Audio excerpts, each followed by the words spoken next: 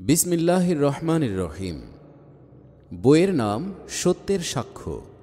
রচনায় সৈয়দ আবুল আলা মওদুদী, অনুবাদ মুহাম্মদ নুরুল ইসলাম, প্রকাশনায় বাংলাদেশ জামাত ইসলামী। প্রকাশকের কথা। মুসলিম ব্যক্তি ও জাতি হিসেবে একজন মুসলমানের দায়িত্ব ও কর্তব্য কী? সে দায়িত্ব পালনের মৌখিক ও বাস্তব পন্থা কী?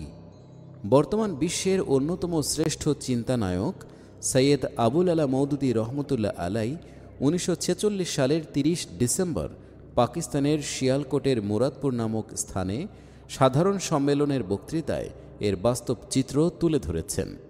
সে ভাষণেরই একাংশ নিয়ে উর্দু ভাষায় শাহাদাতে হক নামক পুস্তিকা রচিত হয়েছে। বাংলা ভাষাভাষী পাঠকদের নিকট সেটি সত্যের সাক্ষ্য নামে প্রকাশ করা হলো। আলহামদুলিল্লাহ, ইতোমধ্যে পুস্তিকাখানি পাঠকবর্গের চিন্তা চেতনায় বিপুলভাবে দোলা দিতে সক্ষম হয়েছে। পাঠকবর্গের চাহিদার প্রেক্ষিতে পুনর্মুদ্রণ করা হল। সূচিপত্র: আমাদের দাওয়াত, মুসলমানের দায়িত্ব, সত্যের সাক্ষ্য, সাক্ষ্যদানের গুরুত্ব, চূড়ান্ত প্রচেষ্টা, জবাবদিহি, সাক্ষ্যদানের পদ্ধতি, মৌখিক সাক্ষ্যদান, বাস্তব সাক্ষ্যদান, সাক্ষ্যদানের পূর্ণতা, মৌখিক সাক্ষ্য বিশ্লেষণ, বাস্তব সাক্ষ্য বিশ্লেষণ, সত্য গোপনের শাস্তি, পরকালের শাস্তি, মুসলমানদের সমস্যা ও তার সমাধান, আসল সমস্যা, আমাদের উদ্দেশ্য, আমাদের কর্মপদ্ধতি, সংগঠন প্রতিষ্ঠা, কাজের 3টি পথ, বিভিন্ন দ্বীনী সংগঠন, আমাদের দাবি, অভিযোগ এবং তার জবাব, নতুন ফিরকা, ইস্তেহাদি বিষয়ে আমাদের অভিমত, গোঁড়ামি পরিহার, আদর্শবাদী আন্দোলন, আমির নির্বাচন, পৃথক দল গঠনের প্রয়োজন, আমির বনাম নেতা, ইসলামের প্রকৃতি,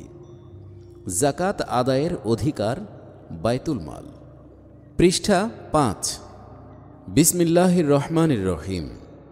সমস্ত প্রশংসা সেই আল্লাহ তাআলার, যিনি নিখিল বিশ্বের একমাত্র স্রষ্টা, মালিক এবং শাসক, যিনি অসীম জ্ঞান, অনুগ্রহ ও ক্ষমতা বলে এই বিশ্বজাহান পরিচালনা করছেন, যিনি মানব জাতিকে সৃষ্টি করে তাকে দান করেছেন জ্ঞান ও বিবেক বুদ্ধির ন্যায় অমূল্য শক্তি, আর সমাসীন করেছেন দুনিয়ায় তার খিলাফতের মর্যাদায়, যিনি মানুষের পথ প্রদর্শনের নিমিত্ত যুগে যুগে নবীদের মারফত নাজিল করেছেন কিতাবসমূহ। আল্লাহর করুণা রাশি বর্ষিত হোক তার সেসব সম্মানিত ও নেক বান্দাদের ওপর, যারা দুনিয়ায় এসেছিলেন মানুষকে প্রকৃত মনুষ্যত্ব শেখাতে, যারা মানুষকে তার জীবনের উদ্দেশ্য সম্পর্কে সচেতন করে গেছেন আর বাতলে দিয়েছেন তার জীবন যাপনের সঠিক পদ্ধতি। আজ দুনিয়ায় যা কিছু হিদায়েতের আলো, নৈতিক পবিত্রতা, পুণ্য ও পরহেজগারের নিদর্শন দেখা যাচ্ছে, তা হচ্ছে আল্লাহর এ নেক বান্দাদেরই পথ নির্দেশের ফল। দুনিয়ার মানুষ কখনো তাদের এ অনুগ্রহের কথা ভুলতে পারবে না। প্রিয় বন্ধুগণ, আমরা আমাদের সম্মেলনগুলোকে 2টো অংশে ভাগ করে থাকি। একাংশে আমরা পরস্পর বসে আপন কাজকর্ম যাচাই, পর্যালোচনা করি এবং তাকে আরও সামনে এগিয়ে নেওয়ার পরামর্শ করে থাকি।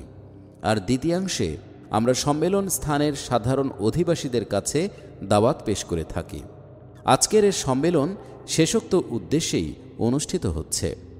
আমরা কোন বস্তুর দিকে লোকদের আহ্বান জানিয়ে থাকি অথবা আমাদের দাওয়াত কি, এ কথাটুকু বলার জন্যেই আমরা আপনাদেরকে এখন কষ্ট দিচ্ছি।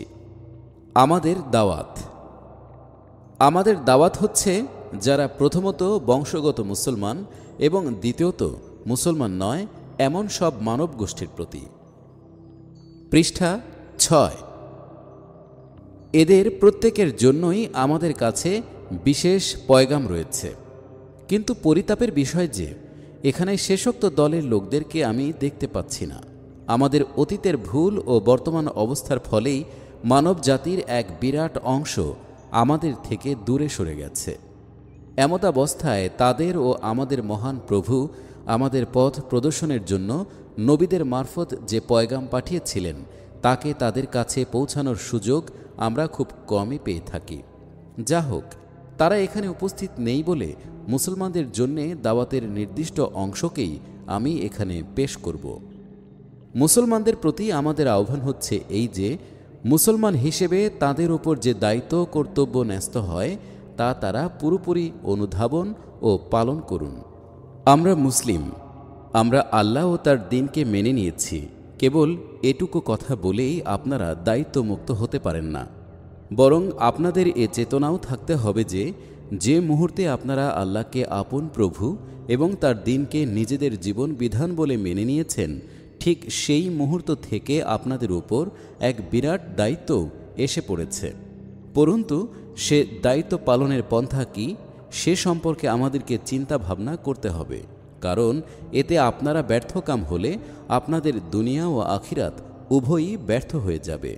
এর মন্দ পরিণতি থেকে আপনারা কোথাও রেহাই পাবেন না। মুসলমানের দায়িত্ব, সে দায়িত্বটা কি তা শুধু আল্লাহ ও তার ফিরিস্তা, তার কিতাব, তার রসুল ও পরকালের প্রতি আপনাদের ঈমান আনা নয়, অথবা তা শুধু আপনাদের নামাজ পড়া, রোজা রাখা, জাকাত দেয়া এবং হজ করার ব্যাপারেও নয়, কিংবা তা বিবাহ, তালাক, উত্তরাধিকার ইত্যাদি বিষয়ে কিছুটা ইসলামী বিধান মেনে নেওয়াও নয়, বরং এসবের ঊর্ধ্বে এক বিরাট দায়িত্ব আপনাদের উপর ন্যস্ত হয়ে থাকে। তা হচ্ছে এই যে, যে মহান সত্যের উপর আপনারা ঈমান এনেছেন তার সাক্ষীরূপে সারা দুনিয়ার সামনে আপনাদেরকে দাঁড়াতে হবে। পৃষ্ঠা ৭।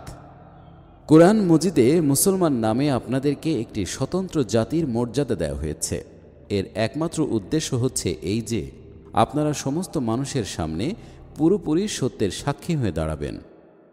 وَكَذَلِكَ جَعَلْنَاكُمْ أُمَّةً وَسَطًا لِتَكُونُوا شُهَدَاءَ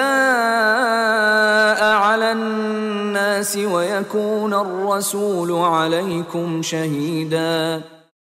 আমি তোমাদেরকে এক মধ্যমপন্থী জাতি বানিয়েছি, যাতে করে তোমরা লোকদের জন্যে সাক্ষী হও, আর রসুলও যেন তোমাদের জন্যে সাক্ষী হন। সূরা আল বাকারা, আয়াত ১৪৩। জাতি হিসেবে এ হচ্ছে আপনাদের আবির্ভাবের একমাত্র উদ্দেশ্য। এ উদ্দেশ্য পূর্ণ করতে না পারলে আপনাদের জীবন বৃথাই শেষ হয়েছে বলতে হবে। এ দায়িত্ব বস্তুত আল্লাহর পক্ষ থেকেই আপনাদের উপর অর্পিত হয়েছে।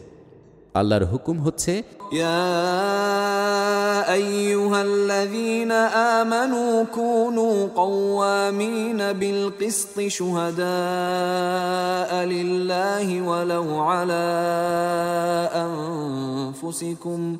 হে ঈমানদারগণ, তোমরা আল্লাহর জন্যে সত্যের সাক্ষী হয়ে দাঁড়াও।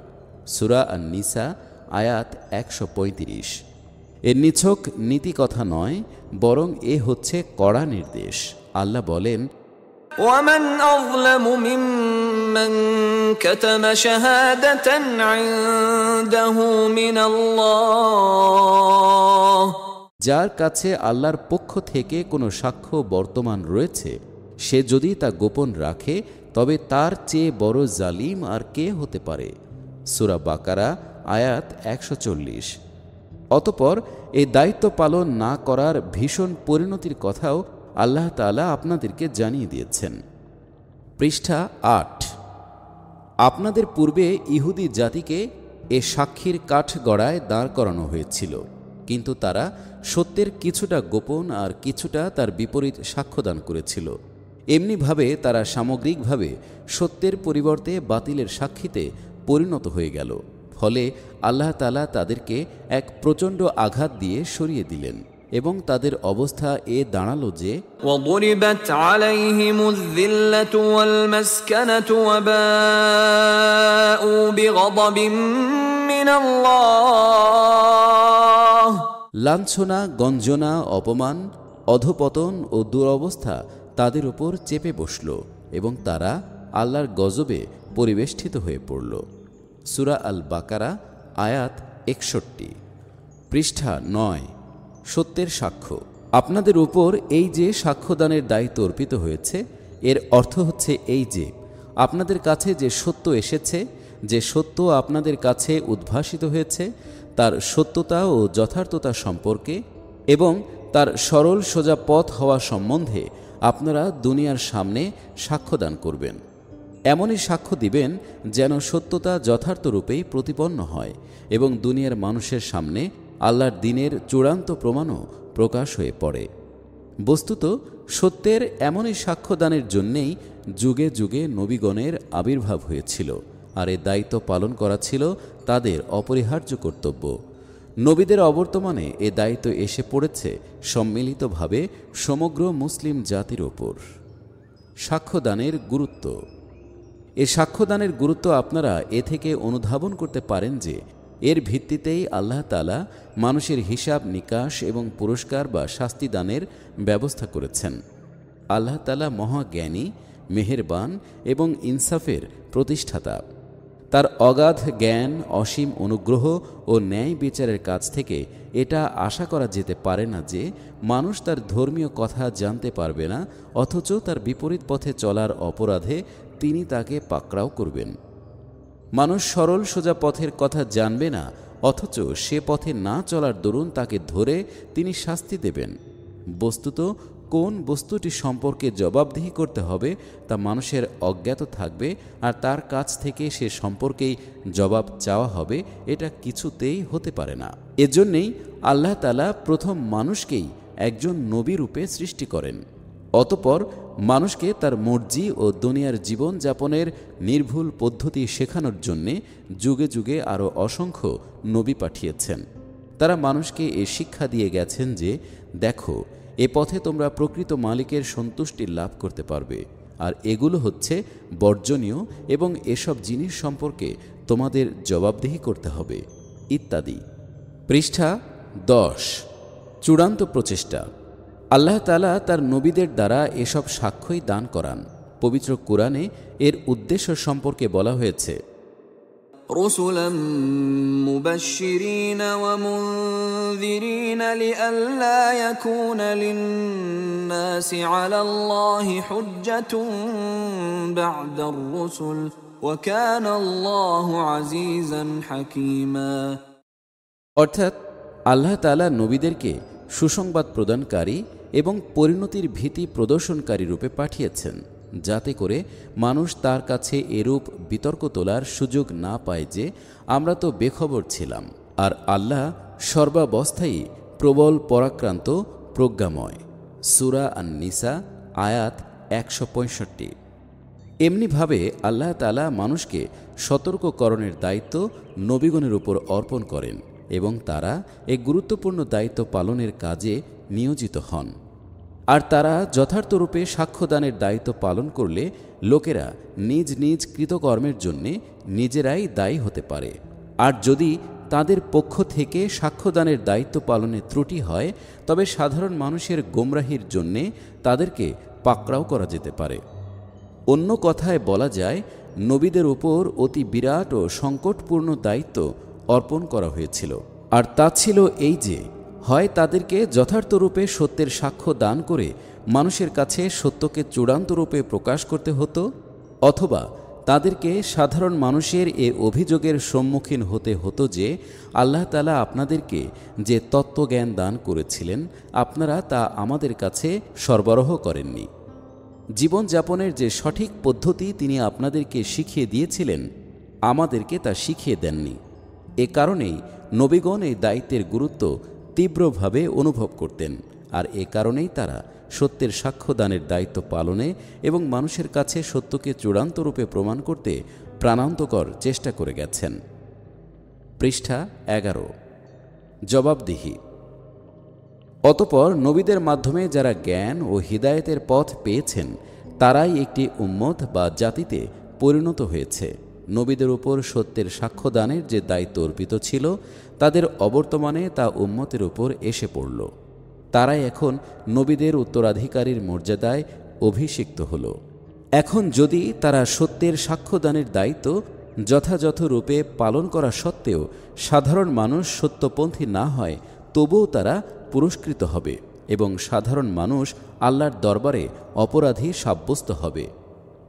কিন্তু তারা যদি সত্যের সাক্ষ্যদানের কোনরূপ অবহেলা প্রদর্শন করে অথবা সত্যের পরিবর্তে অসত্যের বা বাতিলের সাক্ষী হয়ে দাঁড়ায়, তবে লোকদের আগে তারাই ধরা পড়বে।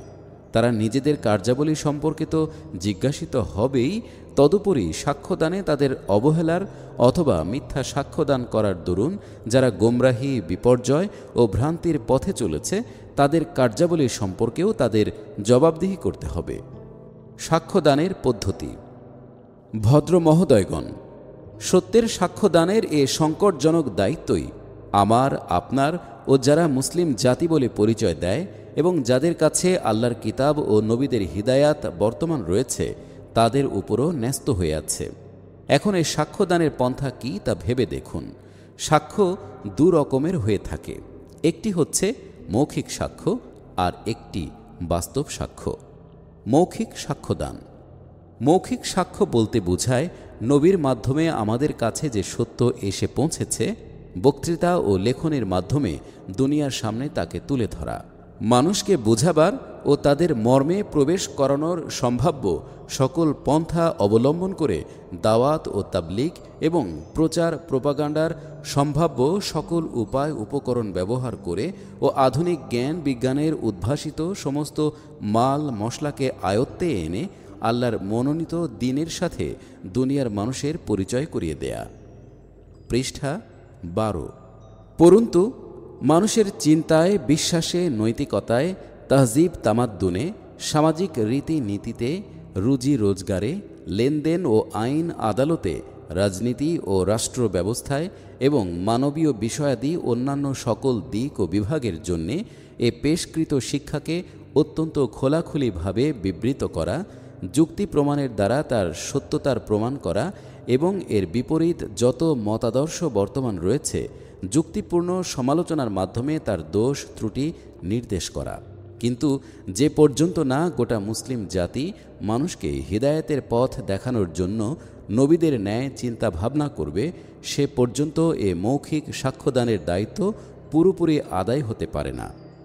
কর্তব্য পালন করতে হলে এই কাজটিকে আমাদের সামগ্রিক চেষ্টা, সাধনা ও জাতীয় কর্মচাঞ্চল্যের কেন্দ্রীয় লক্ষ্যে পরিণত করতে হবে এবং সকল কাজেই এ উদ্দেশ্যের প্রতি লক্ষ্য রাখতে হবে। পরন্তু আমাদের মধ্য থেকে সত্যের বিপরীত সাক্ষ্যদানকারী কোনো আওয়াজকেই বরদাস্ত না করার জন্য প্রস্তুত থাকতে হবে। বাস্তব সাক্ষ্যদান। বাস্তব সাক্ষ্যদানের অর্থ হচ্ছে এই যে আমরা যেসব নিয়ম নীতিকে সত্য বলে প্রচার করি, আমাদের বাস্তব জীবনেও সেগুলোকে প্রতিফলিত করতে হবে। দুনিয়ার মানুষ যেন আমাদের কাছ থেকে ওই নীতিগুলোর সত্যতা সম্বন্ধে কেবল মৌখিক চর্চাই শুনতে না পায়, বরং তারা যেন স্বচক্ষে আমাদের জীবনে ওই সবের সৌন্দর্য ও কল্যাণকারিতা প্রত্যক্ষ করতে পারে। ঈমানের কল্যাণে মানুষ নৈতিক চরিত্র ও আচার ব্যবহারের মাধ্যমে তার রসাস্বাদন করতে পারে।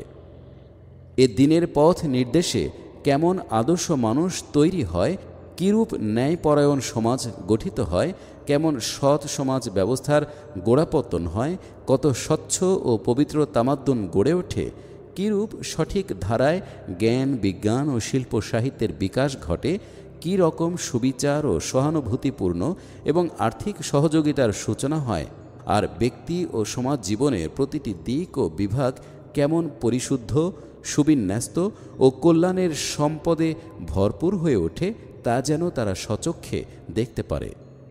পৃষ্ঠা 13।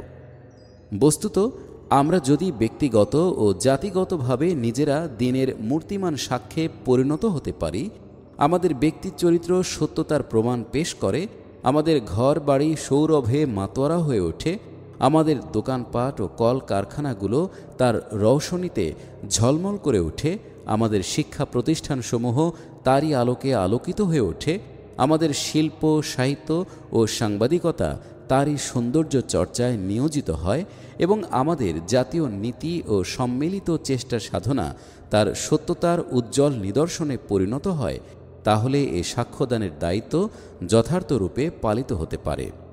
মোদ্দা কথা, যে কোনো স্থানে, যে কোনো অবস্থায়, যে কোনো ব্যক্তি বা জাতির সাথেই আমাদের সাক্ষাৎ হোক না কেন, আমরা যে নীতিগুলোকে সত্য বলে বিশ্বাস করে থাকি এবং যার বদৌলতে মানুষের জীবন বাস্তবিকই সুন্দর ও উন্নত হতে পারে, তারা যেন আমাদের ব্যক্তি ও জাতীয় চরিত্রে সেসব নীতির সত্যতার প্রকাশ প্রত্যক্ষ করতে পারে। সাক্ষ্যদানের পূর্ণতা। প্রসঙ্গত এ কথাও বলে রাখতে চাই যে এসব মূলনীতির ভিত্তিতে যখন আমাদের রাষ্ট্র প্রতিষ্ঠিত হবে এবং তা আল্লাহর দ্বীনকে পুরোপুরি গ্রহণ করে তার বিচার, ইনসাফ, সংস্কারমূলক কার্যসূচি ও সুশৃঙ্খল ব্যবস্থা দিয়ে শান্তিপ্রিয়তা ও জনগণের কল্যাণ সাধন, শাসক শ্রেণীর সচ্চরিত্র, সুষ্ঠু অভ্যন্তরীণ রাজনীতি, ইনসাফ ভিত্তিক পররাষ্ট্রনীতি, ভদ্রতাপূর্ণ যুদ্ধ এবং আনুগত্যমূলক সন্ধির মাধ্যমে এ কথারই সাক্ষ্য দেবে যে দিন বা জীবন ব্যবস্থা এ রাষ্ট্রের জন্ম দিয়েছে তা সত্যিই মানব কল্যাণের নিশ্চয়তা বিধানে সক্ষম এবং এরূপ রাষ্ট্র ব্যবস্থা প্রতিষ্ঠার মধ্যেই নিহিত রয়েছে মানব জাতির সার্বিক কল্যাণ। কেবল তখনই এ সাক্ষ্যদান পূর্ণাঙ্গ হতে পারে।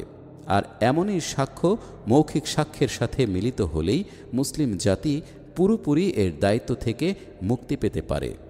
আর তখনই মানব জাতির সামনে সত্য চূড়ান্ত রূপে প্রকাশ পেতে পারে। আর আখিরাতের আদালতে দাঁড়িয়ে রাসূলুল্লাহ সাল্লাল্লাহু আলাইহি ওয়াসাল্লামের পর আমাদের জাতি এ সাক্ষ্য দেওয়ার অধিকারী হতে পারবে যে হজরত সাল্লাল্লাহু আলাইহি ওয়াসাল্লাম আমাদের কাছে যা কিছু পৌঁছিয়েছিলেন আমরা তা দুনিয়ার মানুষের কাছে যথার্থ রূপেই পৌঁছিয়ে দিয়েছি। এতৎসত্ত্বেও যারা সত্য পথে আসেনি তারা নিজেরাই তাদের দুর্গতির জন্য দায়ী। ভদ্র মহোদয়গণ, মুসলিম জাতি হিসেবে আমাদের কথা ও কাজের মাধ্যমে এমনই সাক্ষ্যদান করাই ছিল কর্তব্য।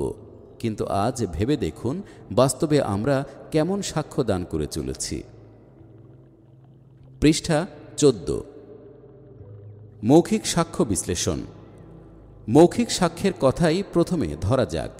আজ ব্যক্তিগত ও সামগ্রিকভাবে বক্তৃতা ও লেখনের মাধ্যমে ইসলামের জন্য সাক্ষ্যদানের কাজে ব্যাপৃত রয়েছে এমন খুব কম লোকই আমাদের মধ্যে পাওয়া যেতে পারে। তাদের মধ্যেও আবার যথার্থ রূপে এ কাজ করে যাচ্ছেন এমন লোকও খুব নগণ্য। যা হোক, এ নগণ্য সংখ্যক লোককে যদি বাদ দেয়া হয় তাহলে দেখা যাবে যে মুসলিম জাতির সাধারণ সাক্ষ্য ইসলামের অনুকূলে নয়, বরং তার প্রতিকূলেই চলে যাচ্ছে। আমাদের ভূস্বামীগণ ইসলামের উত্তরাধিকার আইনের পরিবর্তে জাহিলি রীতিকে যথার্থ বলে সাক্ষ্যদান করছেন। আমাদের উকিল, মোক্তার ও জজ, ম্যাজিস্ট্রেটগণ ইসলামের যাবতীয় আইন কানুনকে শুধু ভুলে নয়, বরং ইসলামের মৌলিক আইন শাস্ত্রকে গ্রহণের অযোগ্য এবং মানবরচিত আইনকে নির্ভুল বলে সাক্ষ্য দিচ্ছেন। আমাদের শিক্ষক, অধ্যাপক এবং শিক্ষা প্রতিষ্ঠানগুলো দর্শন ও ন্যায়শাস্ত্র, ইতিহাস ও সমাজবিজ্ঞান, অর্থনীতি ও রাজনীতি এবং আইনশাস্ত্র ও নৈতিক বিধিবিধান সম্পর্কে ধর্মবিমুখ পাশ্চাত্য মতবাদকে সত্য এবং ইসলামী মতবাদকে ভ্রুক্ষেপ করার ও অনুপযোগী বলে সাক্ষ্য দিচ্ছেন। অনুরূপভাবে আমাদের সাহিত্যিকগণ সাক্ষ্যদান করছেন যে ইংল্যান্ড, আমেরিকা, ফ্রান্স ও রাশিয়ার ধর্মবিমুখ নাস্তিক সাহিত্যিকদের যা আদর্শ তাদের আদর্শও তাই, এবং মুসলিম সাহিত্যিক হিসেবে তাদের সাহিত্যের কোনো স্বতন্ত্র মর্মবাণী নেই। পৃষ্ঠা 15। আমাদের পত্রপত্রিকা ও প্রচার যন্ত্রগুলো এ কথারই সাক্ষ্য বহন করে যে অমুসলিমদের কাছে যেসব নীতি এবং প্রচার প্রোপাগান্ডার পদ্ধতি রয়েছে তাদেরও নীতি এবং প্রচার পদ্ধতি ঠিক তাই। এখানকার ব্যবসায়ী ও মালিকগণ সাক্ষ্যদান করছে যে লেনদেন সম্পর্কীয় ইসলামী পদ্ধতি অনুসরণের অযোগ্য হয়ে পড়েছে। বর্তমানে শুধু অমুসলিমদের অনুসৃত পন্থাই কাজ কারবার চলতে পারে। আমাদের নেতৃবৃন্দ সাক্ষ্যদান করে চলেছেন যে অমুসলিমদের কাছে জাতীয়তা ও স্বদেশিকতার যে জিকির, জাতীয় দাবি দেওয়া, জাতীয় সমস্যাবলী সমাধান করার যে পন্থা এবং রাজনীতি ও শাসনতন্ত্রের যে মূলনীতি বিদ্যমান রয়েছে তাদের কাছেও ঠিক তাই রয়েছে। এসব ব্যাপারে যেন ইসলাম তাদেরকে কোনো পথের সন্ধান দেয়নি। আমাদের জনগণ সাক্ষ্য দিচ্ছে যে তাদের মুখে দুনিয়াবি কাজ কারবারের চর্চা ব্যতীত অন্য কোনো আলোচ্য বিষয় নেই। তারা এমন কোনো ধর্মের সাথে সম্পর্কিত নয় যার আলোচনায় কিছু সময় ব্যয় করতে পারে। আজ শুধু ভারতের তথা উপমহাদেশের নয়, বরং সমষ্টিগতভাবে সারা দুনিয়ার মুসলমান যে মৌখিক সাক্ষ্যদান করছে এ হচ্ছে তার নমুনা। বাস্তব সাক্ষ্য বিশ্লেষণ। এবার বাস্তব সাক্ষ্যের কিছু নমুনা দেখুন। মৌখিক সাক্ষ্যের তুলনায় এ অবস্থা আরও শোচনীয়। অবশ্য কোনো স্থানে এমন কিছু সৎ ব্যক্তিও রয়েছেন যারা নিজেদের জীবনে ইসলামকে প্রতিফলিত করে চলেছেন। কিন্তু বেশিরভাগ লোকের অবস্থা কি? ব্যক্তিগত জীবনে মুসলিম জনসাধারণ ইসলামের যে প্রতিনিধিত্ব করছে তা হচ্ছে এই যে ইসলামী পরিবেশে লালিত পালিত ব্যক্তিগণ কোনো দিক দিয়েই কুফরি পরিবেশে লালিত পালিত লোকদের তুলনায় উন্নত অথবা স্বতন্ত্র নয়, বরং অনেক ক্ষেত্রেই তারা ওদের চেয়েও নিকৃষ্ট। তারা মিথ্যা বলতে পারে, খেয়ানত করতে পারে, অত্যাচার চালাতে পারে, ধোঁকা দিতে পারে, ওয়াদা খেলাপ করতে পারে, চুরি ডাকাতি করতে পারে, দাঙ্গা ফাসাদ করতে পারে, তারা নির্লজ্জতা ও বেহায়াপনার যাবতীয় কাজই করতে পারে। নৈতিকতা বিরোধী এসব আচরণে তারা গড়পড়তা হিসেবে কোনো কাফির জাতির তুলনায় কম নয়। পরন্তু আমাদের সামাজিক রীতিনীতি, চাল চলন, উঠা বসা, রসম রেওয়াজ, উৎসব আনন্দ, মেলা ওরস, সভা শোভাযাত্রা, মোদ্দা কথা সমাজ জীবনে কোনো একটি দিক ও বিভাগেও আমরা ইসলামের যথার্থ প্রতিনিধিত্ব করছি না। আমাদের এসব আচরণ এ কথারই বাস্তব সাক্ষ্য দিচ্ছে যে ইসলামপন্থীগণ নিজেদের জন্যে ইসলামের পরিবর্তে জাহিলিয়াতকেই বেশি অনুকরণযোগ্য মনে করছে। পৃষ্ঠা 16। আমরা কোনো শিক্ষা প্রতিষ্ঠান গড়ে তুললে তাতে শিক্ষা, শিক্ষা পদ্ধতি ও শিক্ষার দর্শন সব কিছুই অমুসলিমদের কাছ থেকে গ্রহণ করে থাকি। কোনো সমিতি কায়েম করলে তার উদ্দেশ্য, গঠন পদ্ধতি, কর্মনীতি সব কিছুই অমুসলিমদের সমিতি থেকে নিয়ে থাকি। আমাদের জাতি কোনো সামগ্রিক চেষ্টা সাধনায় আত্মনিয়োগ করলে তার দাবি দাওয়া, তার তদবিরের পন্থা, দলের গঠনতন্ত্র, নিয়ম পদ্ধতি, তার প্রস্তাবাবলী, বক্তৃতা বিবৃতি সব কিছুই অবিকল অমুসলিম জাতির অনুরূপ হয়ে থাকে।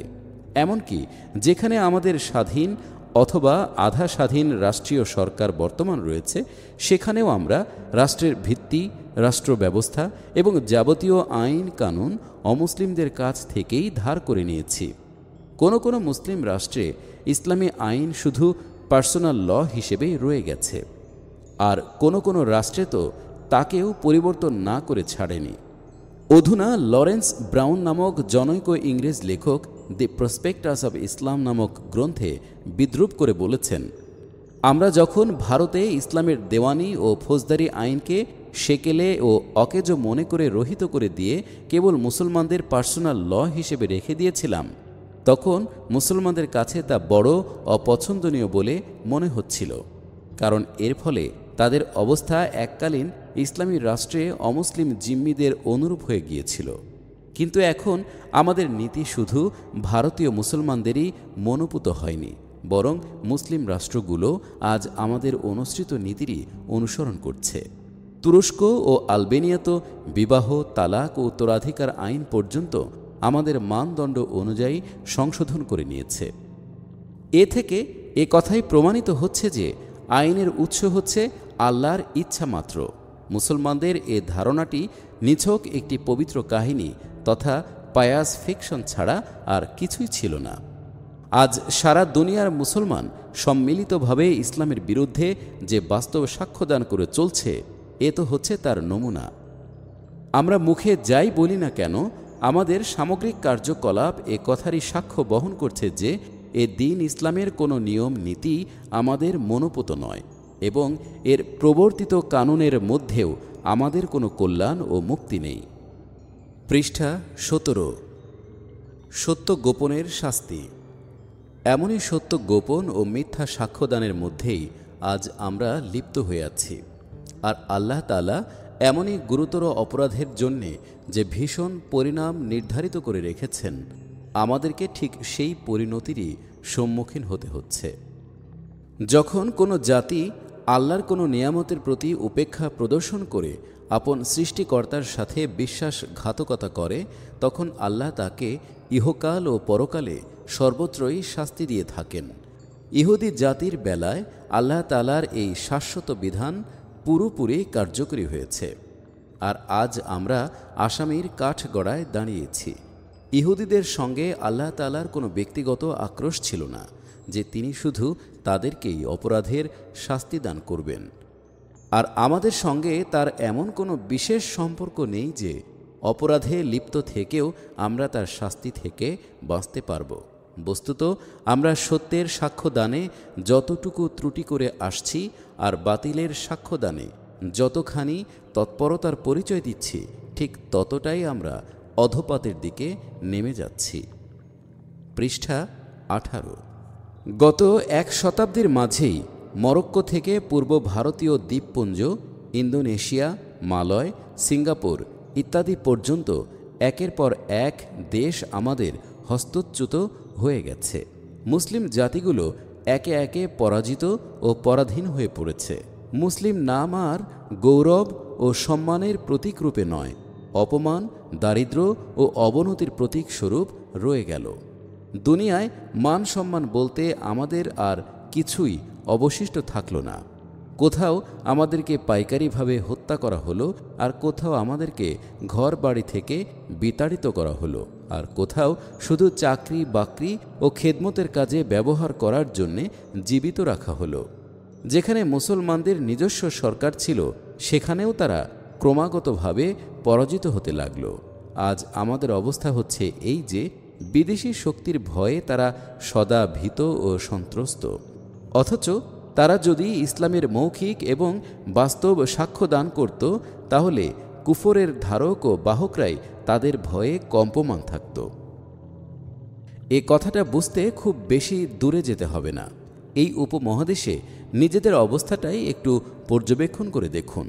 আপনারা সত্যের সাক্ষ্য দানে যে ত্রুটি করেছেন এবং কথা ও কাজের মাধ্যমে সত্যের বিপরীত যে সাক্ষ্য দিয়েছেন, তারই ফলে একের পর এক রাজ্য আপনাদের হস্তচ্যুত হয়ে গেল।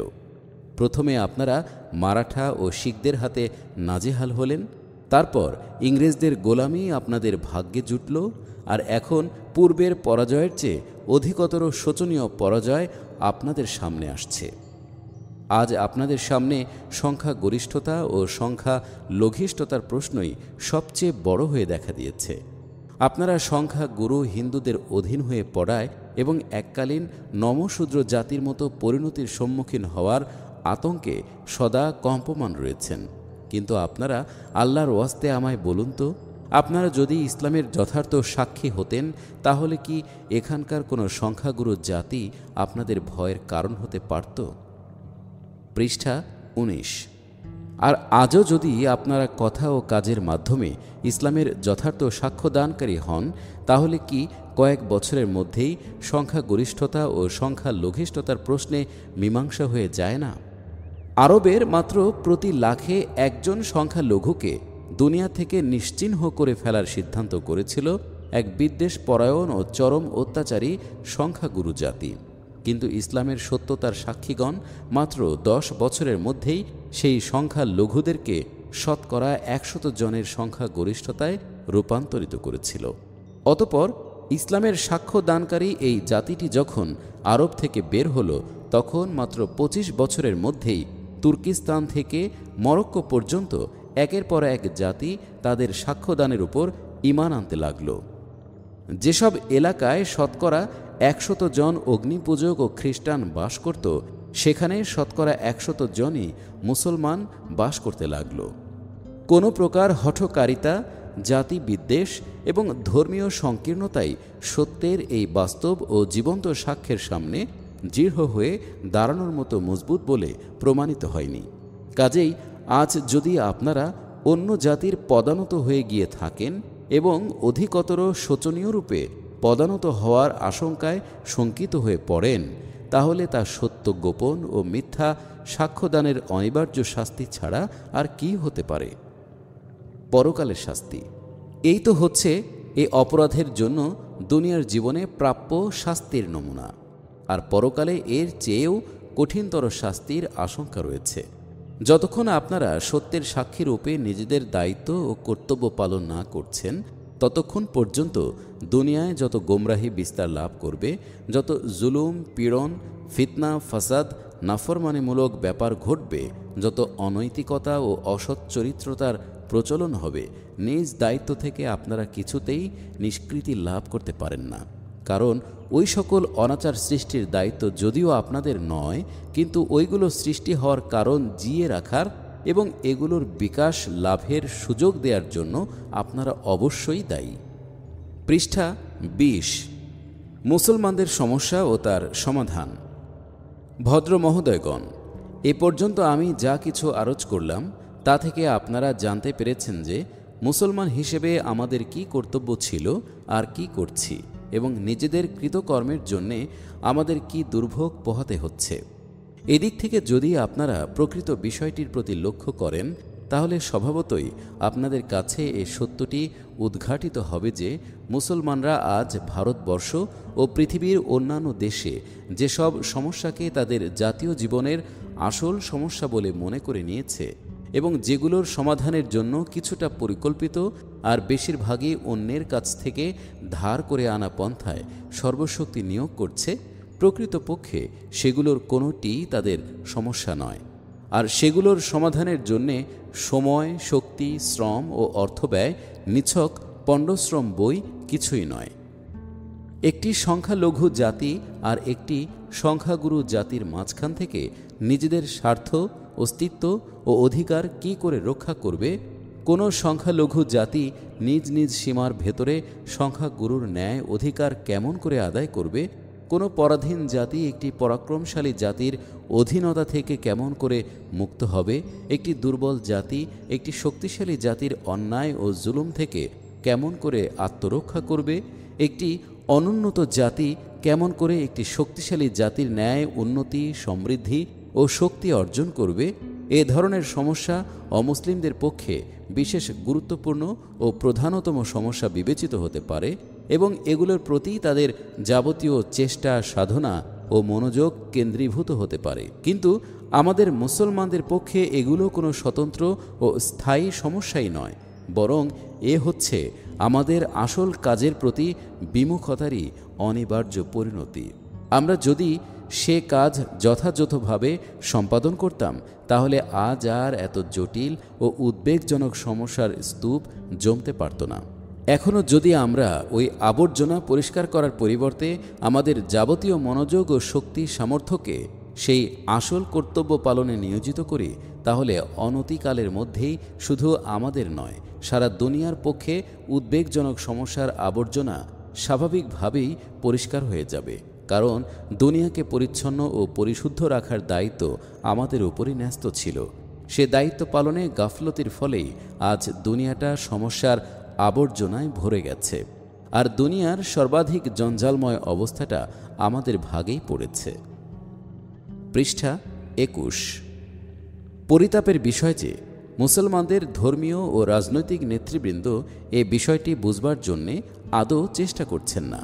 মুসলিম জনসাধারণকে আজ সর্বত্রই এ কথা বোঝানো হচ্ছে যে সংখ্যাগুরুর প্রশ্ন, স্বদেশের স্বাধীনতা, জাতীয় স্বার্থ রক্ষা, বৈষয়িক উন্নতি ইত্যাদি হচ্ছে তোমাদের আসল সমস্যা। পরন্তু এই ভদ্রলোকেরা এসব সমস্যার সমাধানের যে পন্থা অমুসলিমদের কাছ থেকে শিখেছেন তাই তারা মুসলমানদের কাছে পেশ করছেন।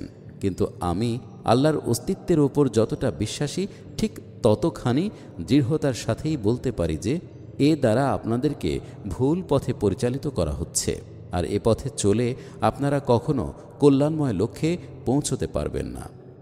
আসল সমস্যা। তাই আপনাদের জীবনে প্রকৃত সমস্যা কি এ কথা অকপটে ও পরিষ্কার ভাষায় বিবৃত না করলে আপনাদের চরম অহিতাকাঙ্ক্ষী বলেই প্রমাণিত হবে। আমার জানা মতে আপনাদের বর্তমান ভবিষ্যৎ একটি বিশেষ প্রশ্নের সাথে ওতপ্রোতভাবে জড়িত। তা হচ্ছে এই যে আল্লাহ তার রাসূলের মাধ্যমে আপনাদের কাছে যে হিদায়াত পাঠিয়েছেন, যার কল্যাণে আপনারা মুসলিম নামে অভিহিত হচ্ছেন এবং যার সাথে সম্পর্ক থাকার দরুন ইচ্ছায় হোক কি অনিচ্ছায় আপনারা দুনিয়ায় ইসলামের প্রতিনিধি সাব্যস্ত হয়েছেন, তার সঙ্গে আপনারা কীরূপ আচরণ করছেন। আপনারা যদি সত্যিকারভাবে ইসলামের আনুগত্য করেন এবং কথা ও কাজের মাধ্যমে তার সত্যতার সাক্ষ্য দেন আর আপনাদের জাতীয় চরিত্রে ইসলামকে পুরোপুরি প্রতিফলিত করেন, তাহলে আপনারা দুনিয়ার উন্নতি ও সমৃদ্ধি এবং পরকালে সাফল্য ও কল্যাণের অধিকারী হবেন। পৃষ্ঠা ২২। আপনাদের উপর ভয়, ভীতি, অপমান, লাঞ্ছনা এবং পরাজয় ও পরাধীনতার যে মেঘ আচ্ছন্ন হয়ে আছে তা মাত্র কয়েক বছরের মধ্যেই পরিষ্কার হয়ে যাবে। সত্যের প্রতি আপনাদের আহ্বান ও সচ্চারিত্রিক মাধুর্য লোকদের মস্তিষ্ক প্রভাবিত করবে। দুনিয়া জোড়া আপনাদের প্রভাব প্রতিপত্তি কায়েম হবে। আপনাদের কাছ থেকেই ইনসাফ ও ন্যায় বিচারের প্রত্যাশা করা হবে। আপনাদের আমানতদারি ও বিশ্বস্ততার উপরই লোকেরা ভরসা করবে। আপনাদের মুখনিসৃত বাণী সকল মহলে প্রবল বলে স্বীকৃতি লাভ করবে। আপনারাই হবেন যাবতীয় কল্যাণের উৎস। আপনাদের প্রতিদ্বন্দ্বী কুফরি নেতৃত্বের কোনো প্রভাব প্রতিপত্তি আর অবশিষ্ট থাকবে না। আপনাদের সততা ও ন্যায় পরায়ণতার ফলে তাদের সমুদয় দর্শন এবং রাজনৈতিক ও অর্থনৈতিক মতবাদগুলো মিথ্যা বলে প্রমাণিত হবে। তাদের শিবিরে আজ যেসব শক্তির সমাবেশ দেখা যাচ্ছে তা ছিন্ন হয়ে ইসলামের শিবিরে এসে পড়বে। এভাবে এমন এক দিন আসবে যখন কমিউনিজম মস্কোতে থেকেই আত্মরক্ষার জন্যে ব্যতিব্যস্ত হয়ে পড়বে। পুঁজিবাদ পুষ্ট গণতন্ত্র ওয়াশিংটন ও নিউ ইয়র্কে থেকেই আত্মরক্ষার চিন্তায় কম্পমান হবে।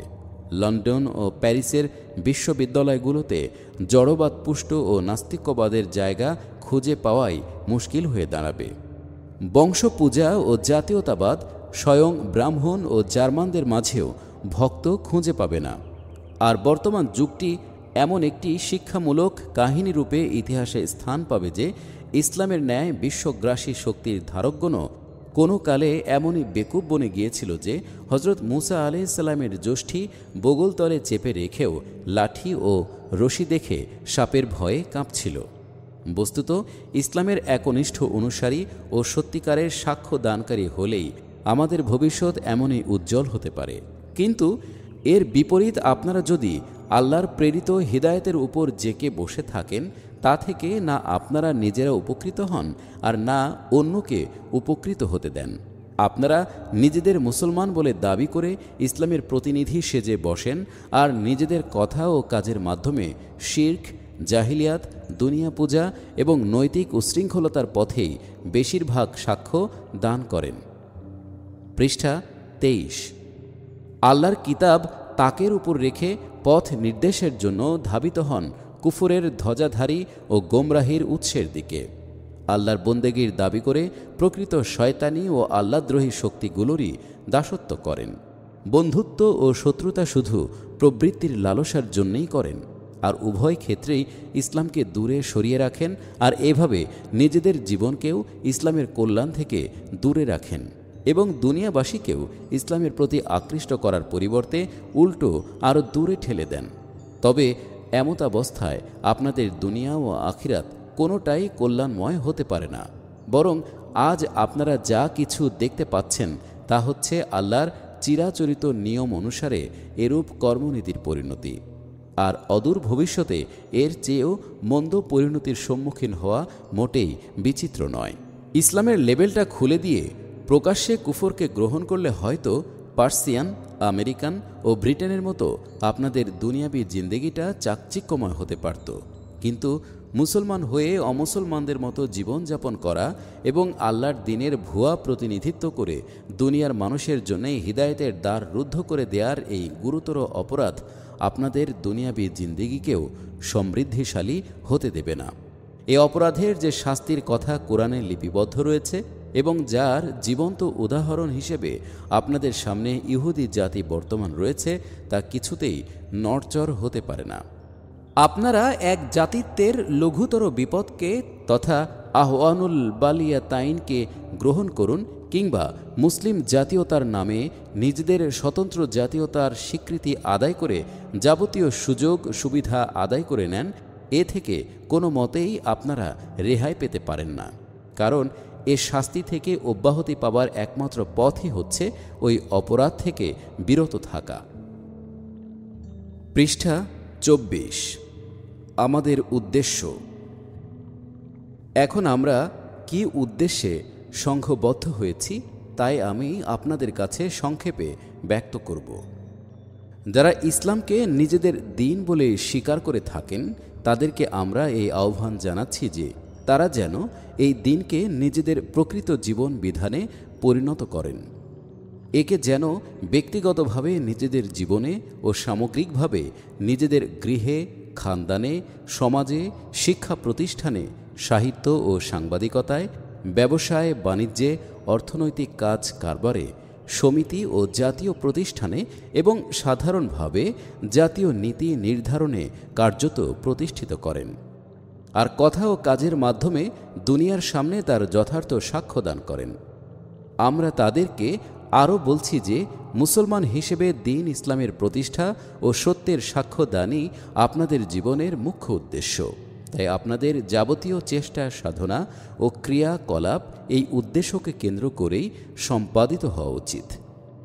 যেসব কথা ও কাজে ইসলামের বিরোধিতা এবং ভুল প্রতিনিধিত্ব হওয়ার আশঙ্কা রয়েছে তা থেকে আপনাদের সর্বতোভাবে বিরত থাকা কর্তব্য। আপনাদের প্রতিটি কথা ও কাজকে ইসলামের মানদণ্ডে যাচাই করুন। দ্বীন ইসলামকে প্রতিষ্ঠিত করা, যথার্থ রূপে তার সত্যতার সাক্ষ্য দান করা এবং চূড়ান্ত রূপে সত্যকে প্রতিপন্ন করার উদ্দেশ্যে ইসলামের প্রতি দুনিয়ার মানুষকে আহ্বান জানানোর জন্যে নিজেদের যাবতীয় চেষ্টা সাধনাকে নিয়োজিত করুন। আমাদের কর্মপদ্ধতি। জামাতে ইসলামী কায়েম করার এই হচ্ছে একমাত্র উদ্দেশ্য। এই উদ্দেশ্য সাধনের জন্যে যে পথ আমরা বাছাই করে নিয়েছি তা হচ্ছে এই যে আমরা প্রথমত মুসলমানদেরকে তাদের দায়িত্ব ও কর্তব্য স্মরণ করিয়ে দেই। ইসলাম জিনিসটা কি, তার দাবি ও চাহিদা কি, মুসলমান হওয়ার তাৎপর্য কি, মুসলমান হওয়ার দরুন তাদের ওপর কোন কোন দায়িত্ব অর্পিত হয়, এসব কথা তাদেরকে পরিষ্কার বলে দেই। পৃষ্ঠা 25। এ বিষয়টি যারা বুঝে নেন তাদেরকে আমরা বলে দেই যে ব্যক্তিগত প্রচেষ্টায় ইসলামের সকল দাবি পূরণ করা সম্ভব নয়। এজন্যে সামগ্রিক ও সম্মিলিত চেষ্টার প্রয়োজন। ব্যক্তি জীবনের সাথে দিনের এক ক্ষুদ্রতম অংশেরই সম্পর্ক রয়েছে মাত্র। সেটুকু আপনারা কায়েম করে ফেললেও পূর্ণ দিন কায়েম হয়ে যাবে না এবং এতে তার সত্যতার সাক্ষ্য আদায় হবে না। বরং সমাজ জীবনের কুফরি ব্যবস্থার প্রাধান্য থাকলে ব্যক্তির জীবনেরও বেশিরভাগ ক্ষেত্রে ইসলামকে কায়েম করা সম্ভব হবে না। কুফরি সমাজ ব্যবস্থার প্রভাব দিন দিন ব্যক্তির জীবনে ইসলামকে সীমিত ও সংকুচিত করতে থাকবে। তাই দিনকে পূর্ণরূপে কায়েম করার এবং যথার্থ রূপে তার সত্যতার সাক্ষ্য দান করার জন্যে সকল দায়িত্ব সম্পন্ন মুসলমানের সংঘবদ্ধভাবে দিন ইসলামকে কার্যত প্রতিষ্ঠিত ও তার দিকে দুনিয়ার মানুষকে আহ্বান জানানো এবং সেই সঙ্গে দিনের প্রতিষ্ঠা ও তার প্রচারের পথ থেকে সকল বাধা বিপত্তিকে হটিয়ে দেয়া কর্তব্য। সংগঠন প্রতিষ্ঠা।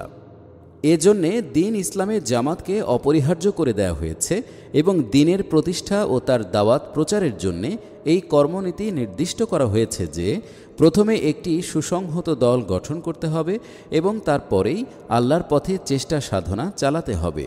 আর এ কারণেই জামাতবিহীন জিন্দেগিকে জাহেলি জিন্দেগি এবং জামাত থেকে বিচ্ছিন্ন হওয়ারই শামিল বলে অভিহিত করা হয়েছে। পৃষ্ঠা 26।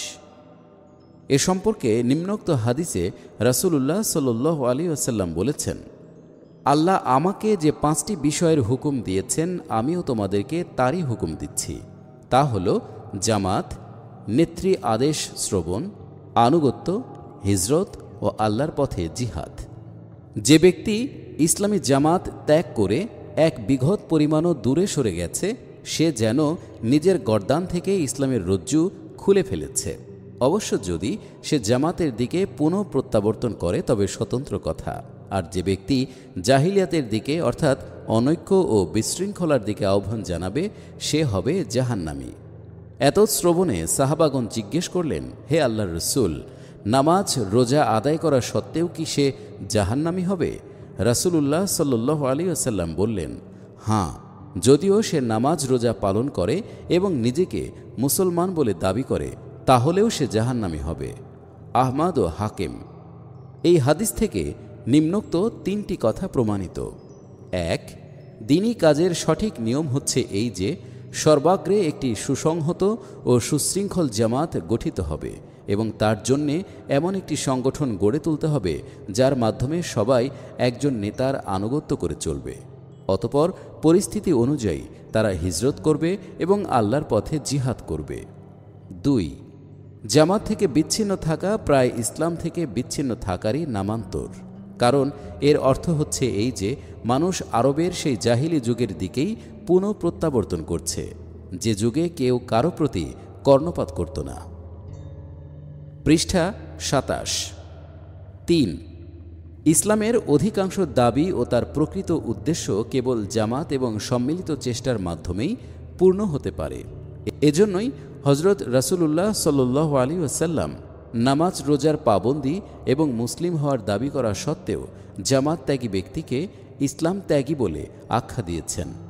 হজরত ওমর রাদিয়াল্লাহু তাআলা আনহু এর নিম্নোক্ত বাণীও এ কথারই প্রতিধ্বনি করছে, লা ইসলামা ইল্লা বি জামাআতিন। জামাতবিহীন ইসলামের কোনো অস্তিত্ব নেই। কাজের ৩টি পথ। যারা জামাতি নিয়ম শৃঙ্খলার পাবন্দি করতে পারবেন, আমরা তাদেরকে বলে থাকি, আপনাদের সামনে এখন মাত্র ৩টি পথই খোলা রয়েছে এবং তার যে কোনো একটি পথ বাছাই করে নেয়ার পূর্ণ স্বাধীনতা আপনাদের রয়েছে। প্রথমত, আপনাদের মন যদি সাক্ষ্য দেয় যে আমাদের দাওয়াত, আকিদা, বিশ্বাস, মূল লক্ষ্য, জামাতি নিয়ম শৃঙ্খলা, কর্মনীতি ইত্যাদি সব কিছুই খালিস ইসলাম সম্মত এবং কুরআন হাদিসের দৃষ্টিতে মুসলিম জাতির যা কর্তব্য আমরা ঠিক তাই সম্পাদন করছি, তাহলে আমাদের সাথে এই কাজে আপনারা সামিল হন। দ্বিতীয়ত, যদি কোনো কারণবশত আমাদের কাজে আপনারা সন্তুষ্ট হতে না পারেন এবং অন্য কোনো দলকে ইসলামী উদ্দেশ্যে খাঁটি ইসলামী পন্থায় কাজ করতে দেখেন, তাহলে তাতেই সামিল হয়ে যান। কেননা মাত্র ১.৫ খানা ইট দ্বারা মসজিদ নির্মাণের শখ আমাদের নেই। তৃতীয়ত, যদি আমাদের বা অন্য কোনো দলের উপর আপনাদের আস্থা না থাকে, তাহলে ইসলামী দায়িত্ব পালন করা তথা দ্বীন ইসলামকে পুরোপুরি প্রতিষ্ঠিত করা এবং কথা ও কাজের মাধ্যমে তার সত্যতার সাক্ষ্য দান করার উদ্দেশ্যে আপনারা নিজেরাই অগ্রসর হয়ে খাঁটি ইসলামী পন্থায় একটি সুসংহত জামাত গঠন করুন। পৃষ্ঠা ২৮। এই ৩টি পথের যে কোনো একটি বাছাই করে নিলে ইনশাআল্লাহ আপনারা মধ্যপন্থী বলেই গণ্য হবেন।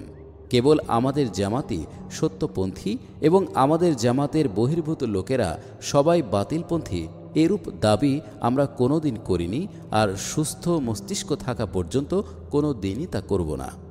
আমরা লোকদের কখনো আমাদের জামাতের দিকে আহ্বান জানাইনি, বরং মুসলমান হিসেবে যে দায়িত্বটি আমাদের ও আপনাদের সবার উপরে সমানভাবে ন্যস্ত রয়েছে, আমাদের দাওয়াত হচ্ছে তার প্রতি। আপনারা যদি সে দায়িত্ব পালন করেন তা আমাদের সাথে মিলেই করুন বা অন্য কোনো পন্থায়, আপনাদের কাজ সত্যপন্থীর কাজই হবে। কিন্তু আপনারা নিজেরাও এ কাজে অগ্রসর হবেন না এবং অন্য কারো সহযোগিতাও করবেন না, অথচ শুধু টাল বাহানা করে ইসলামের প্রতিষ্ঠা এবং দুনিয়ার সামনে তার সত্যতার সাক্ষ্যদানের দায়িত্ব এড়িয়ে যাবেন, কিংবা আল্লাহর দ্বীনের পরিবর্তে অন্য কোনো ব্যবস্থা প্রতিষ্ঠার কাজে নিজেদের শক্তি সামর্থ্যের অপচয় করতে থাকবেন, আর আপনাদের কথা ও কাজ ইসলামের বিপরীত বস্তুর সাক্ষ্য বহন করবে, এটা কোনো প্রকারে সঙ্গত হতে পারে না। ব্যাপার যদি দুনিয়ার মানুষের সাথে হতো, তাহলে না হয় টালবাহানা করে কোনো প্রকার কাজ হাসিল করা যেত, কিন্তু এই স্থানে তো ব্যাপার হচ্ছে এমন এক মহান প্রভুর সাথে, যিনি অন্তরের অন্তঃস্থলের খবরও রাখেন। কাজেই কোনো চালবাজি দ্বারা তাকে প্রতারিত করা সম্ভব হবে না।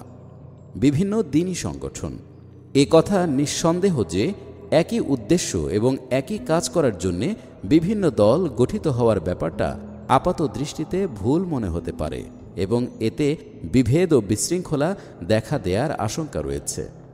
কিন্তু বর্তমান পরিস্থিতিতে যেহেতু ইসলামী জীবন ব্যবস্থাই ছিন্ন ভিন্ন হয়ে আছে এবং এখন শুধু ইসলামী জীবন ব্যবস্থা পরিচালনার প্রশ্ন নয়, বরং নতুন করে প্রতিষ্ঠার প্রশ্নই দেখা দিয়েছে, তাই এমনই পরিস্থিতিতে গোটা উম্মতের জন্য আল জামাত একটিমাত্র দল গঠন করা সম্ভব নয়, যাতে সামিল হওয়া সবার পক্ষে শুধু অপরিহার্য নয়, বরং যা থেকে আলাদা থাকা বা বিচ্ছিন্ন হওয়াকে জাহিলিয়াত কিংবা ইসলাম ত্যাগের সমতুল্য মনে করা যেতে পারে।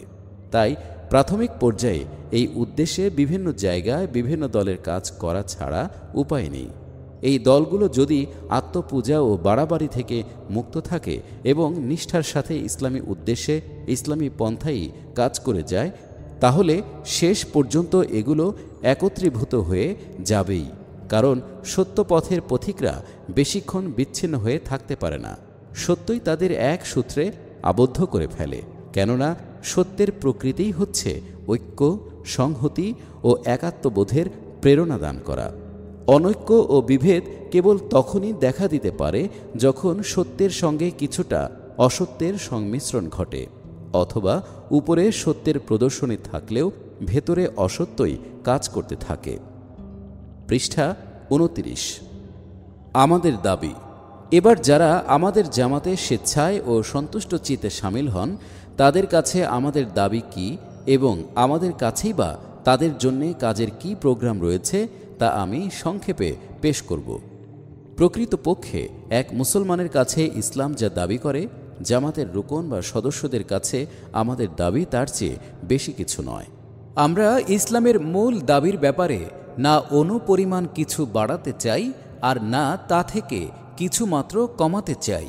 আমরা কোনরূপ কাটছাট না করে প্রতিটি মানুষের সামনে পূর্ণ ইসলামকেই পেশ করে থাকি এবং তাদেরকে এই মর্মে আহ্বান জানাই যে এই দ্বীন ইসলামকে বুঝে শুনে সচেতনভাবে গ্রহণ করুন।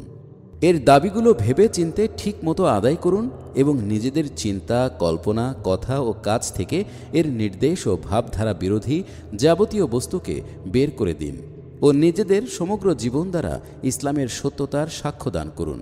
এই হচ্ছে আমাদের জামাতে ভর্তি হওয়ার ফিস এবং সদস্য হওয়ার পদ্ধতি।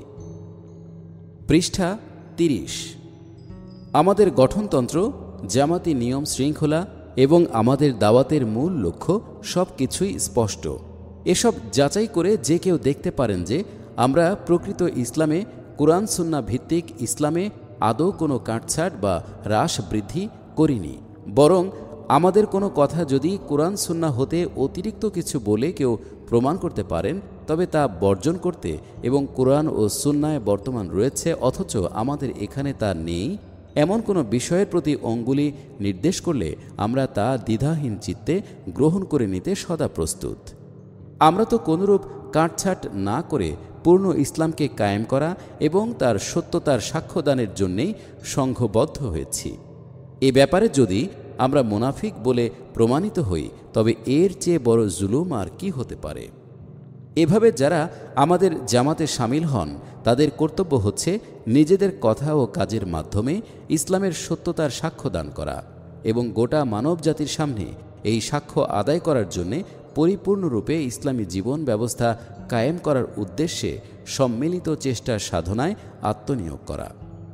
মৌখিক সাক্ষ্যদান সম্পর্কে আমরা আমাদের সদস্যদেরকে এমনইভাবে ট্রেনিং দান করছি যেন তারা নিজ নিজ যোগ্যতা অনুসারে বক্তৃতা ও লেখনের মাধ্যমে অধিকতর যুক্তিপূর্ণভাবে ইসলামের সত্যতার সাক্ষ্যদানের জন্যে প্রস্তুত হতে পারে। পরন্তু আমরা সংঘবদ্ধভাবে জ্ঞান, বিজ্ঞান ও শিল্প সাহিত্যের বিভিন্ন শাখায় মানব জীবনের যাবতীয় সমস্যার ব্যাপারে ইসলামী শিক্ষা ও তার তাৎপর্যকে স্পষ্ট করে তুলে ধরা এবং এ উদ্দেশ্যে প্রচার প্রোপাগান্ডার সকল সম্ভাব্য উপায়ে সাহায্য করার উপযোগী একটি প্রতিষ্ঠান কায়েমেরও চেষ্টা করছি। আর বাস্তব সাক্ষ্যদানের ব্যাপারে আমাদের চেষ্টা হচ্ছে এই যে, প্রথমত এক একটি ব্যক্তি ইসলামের জীবন্ত সাক্ষীতে পরিণত হবে, অতঃপর তাদের সমন্বয়ে সত্যিকার ইসলামী ভাবধারায় কার্যকরী রূপে লক্ষ্য করার উপযোগী একটি সুশৃঙ্খল সমাজ গড়ে উঠবে। অবশেষে এই সমাজটি আপন চেষ্টা সাধনার মাধ্যমে বাতিল জীবন ব্যবস্থার বিলুপ্তির সাধন করে সত্য জীবন ব্যবস্থাকে প্রতিষ্ঠিত করবে, যা দুনিয়ার সামনে পূর্ণাঙ্গ ইসলামের প্রতিনিধিত্ব করবে। পৃষ্ঠা 31। অভিযোগ এবং তার জবাব। ভদ্র মহোদয়গণ, এই হচ্ছে আমাদের উদ্দেশ্য ও কার্যসূচি। এমন কাজ সম্পর্কে যে কোনো মুসলমান আপত্তি তুলতে পারে তা আমরা কখনো ধারণাও করিনি, কিন্তু যেদিন থেকে আমরা এ পথে পা বাড়িয়েছি সেদিন থেকেই প্রশ্ন ও আপত্তির এক অপ্রতিরোধ্য সয়লাব আসছে। অবশ্য সব আপত্তি ভ্রুক্ষেপযোগ্য নয়, আর একই বৈঠকে সব কথার জবাব দান করা সম্ভবও নয়। তবে যেসব আপত্তিকে আপনাদের এই শহরে ভুল বোঝাবুঝি সৃষ্টির উদ্দেশ্যে প্রচার করা হচ্ছে, এখানে আমি সেগুলো সম্পর্কে কিছু বলতে চাই। নতুন ফিরকা। বলা হয় যে আমাদের জামাত মুসলমানদের মধ্যে একটি নতুন ফিরকার গোড়াপত্তন করেছে। এ ধরনের কথা যারা প্রচার করে থাকেন, সম্ভবত ফিরকা সৃষ্টির মূল কারণগুলোই তাদের জানা নেই। মুসলমানদের মধ্যে যেসব কারণে ফিরকা বা উপদলের সৃষ্টি হয়, সেগুলোকে মোটামুটি 4 ভাগে ভাগ করা যেতে পারে। প্রথমত, দ্বীনের সাথে সম্পর্কহীন কোনো বস্তুকে আসল দ্বীনের মধ্যে শামিল করে নিয়ে তাকেই কুফর ও ঈমান অথবা হিদায়াত ও গোমরাহির মাপকাঠি হিসেবে গ্রহণ করা। দ্বিতীয়ত, দ্বীনের কোনো বিশেষ মাসআলাকে কোরআন ও সুন্নাহর চেয়ে অধিক গুরুত্ব দিয়ে তাকেই উপদল সৃষ্টির ভিত্তি হিসেবে গণ্য করা। তৃতীয়ত, ইজতিহাদি বিষয়াদিতে বাড়াবাড়ি করা এবং ভিন্ন মত পোষণকারীদের উপর ফাসিক ও কুফরের অপবাদ চাপিয়ে দেয়া কিংবা অন্তত তাদের সাথে স্বতন্ত্র আচার পদ্ধতি অবলম্বন করা। চতুর্থত, নবী করিম সাল্লাল্লাহু আলাইহি ওয়াসাল্লামের পর কোনো বিশেষ ব্যক্তি সম্পর্কে অতিরিক্ত ধারণা পোষণ করা এবং তার সম্পর্কে এমন কোনো মর্যাদা দাবি করা যা মানা বা না মানার উপর লোকদের ঈমান কিংবা কুফর নির্ভরশীল হতে পারে, অথবা কোনো বিশেষ দলে যোগদান করলেই সত্যপন্থী হওয়া যাবে এবং তার বাইরে অবস্থানকারী মুসলমানরা হবে বাতিলপন্থী, এমন কোনো দাবি উত্থাপন করা। পৃষ্ঠা 32। এখন আমি জিজ্ঞেস করতে চাই যে উপরোক্ত 4টি ভুলের কোনটি আমরা করেছি? কোনো ভদ্রলোক যদি দলিল প্রমাণসহ স্পষ্টভাবে বলে দিতে পারেন যে আমরা অমুক ভুলটি করেছি, তবে তৎক্ষণাৎ আমরা তওবা করব এবং নিজেদের সংশোধন করে নিতে আমরা মোটেই দ্বিধাবোধ করব না। কেননা আমরা আল্লাহর দ্বীন কায়েম করার উদ্দেশ্যেই সংঘবদ্ধ হয়েছি, দলাদলি সৃষ্টির উদ্দেশ্যে নয়। কিন্তু আমাদের কার্যকলাপ দ্বারা যদি উক্তরূপ ভুল প্রমাণিত না হয়, তবে আমাদের সম্পর্কে ফিরকা সৃষ্টির আশঙ্কা কিভাবে করা যেতে পারে? আমরা শুধু আসল ইসলাম এবং কোনো কাটছাঁট না করে পূর্ণ ইসলামকে নিয়েই দাঁড়িয়েছি। আর মুসলমানদের কাছে আমাদের আবেদন শুধু এই যে আসুন আমরা সবাই মিলে একে কার্যত প্রতিষ্ঠিত করে দুনিয়ার সামনে এর সত্যতার সাক্ষ্যদান করি। বস্তুত দ্বীনের কোনো একটি বা কয়েকটি বিষয়কে নয়, বরং পরিপূর্ণ দ্বীন ইসলামকে আমরা সংগঠন ও সম্মিলনের বুনিয়াদ হিসেবে স্থির করে নিয়েছি। ইজতেহাদি বিষয়ে আমাদের অভিমত। ইজতেহাদি বিষয়াদির ব্যাপারে যেসব মাযহাব ও মতবাদকে শরীয়তের নীতির ভেতরে থেকে মেনে নেয়ার অবকাশ রয়েছে, তার সবগুলোকেই আমরা সত্য বলে স্বীকার করি।